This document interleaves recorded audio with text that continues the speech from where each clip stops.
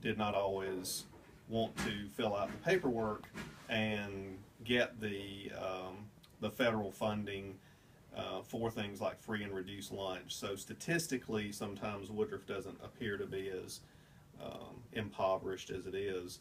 But I grew up in Woodruff also, so it's just, to me, it's the way a lot of rural southern cities are.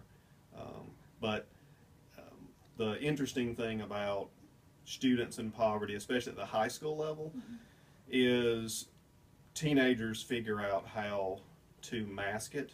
So you did not see very much difference among the students. Students from different socioeconomic statuses were friends with each other.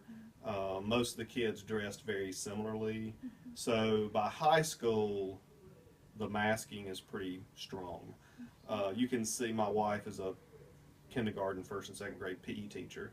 You can see the rural poverty much more dramatically at the kindergarten, well, excuse me, at the primary and elementary level.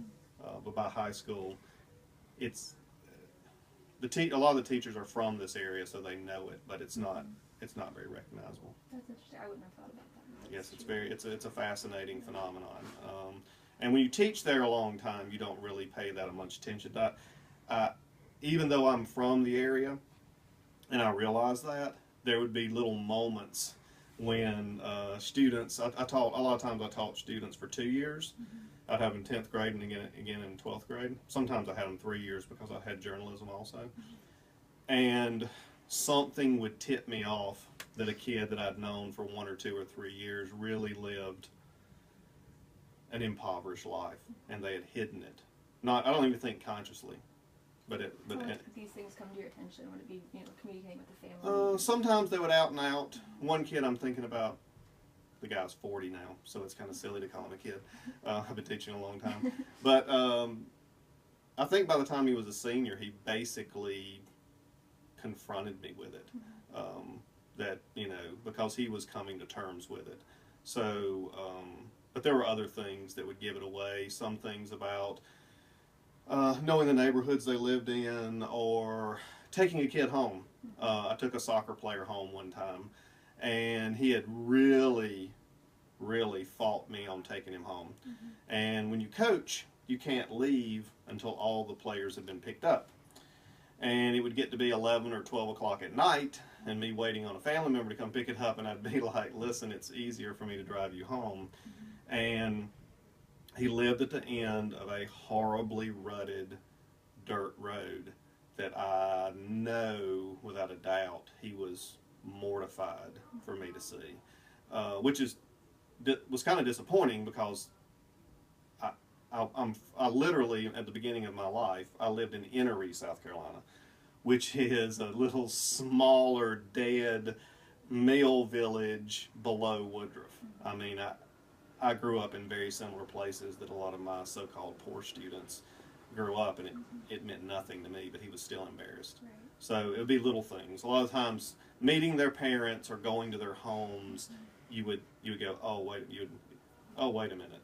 Now, because you grew up in that kind of environment, did it affect how you maybe taught them, or I know it didn't faze you as much as maybe you weren't as embarrassed, or? I think I was lucky. My parents are definitely working class, but were by community standards very successful. My dad still had grease under his fingernails and did manual labor, but had a good job. And we grew up, my third home was on a golf course. So you would think I was living the high life. And I was very, very lucky. I felt like we were richer than we were because my parents did everything for me and my sister. But, I spent the night with friends and, just Woodruff, Enoree, Cross Anchor area. It was all the same to me. And so, I was accustomed to it just because that's the life I'd lived, but I was really insulated and oblivious to it because my parents were so good at kind of masking too. I do think I went into teaching because I saw having specifically 2 or 3 spectacular high school teachers, and then I went to college and was very successful. And this may sound awful, and I don't mean it the way it sounds, but I always wanted all of my high school kids to have the same opportunity to rise above, even though I don't mean that there was something to rise above. You know what I mean? That sounds awful, but that's not what I mean. But I wanted them to have the opportunity, and I was under the delusion and idealistic that education was the trick. I've since realized that that's a little bit, it is idealistic. Thousands of other factors are involved, but education is important.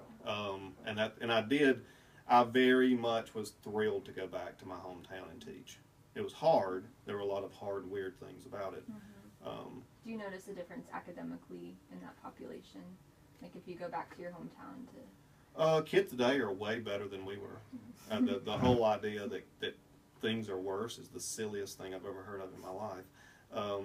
My daughter went to the same high school I did and finished in the 2000s. She graduated in 2007. I graduated in 1979. The opportunities and the curriculum that she had was so far advanced of what opportunities I had, it's not even close. When I went to Woodruff in the 70s, there were 0 AP classes, 0.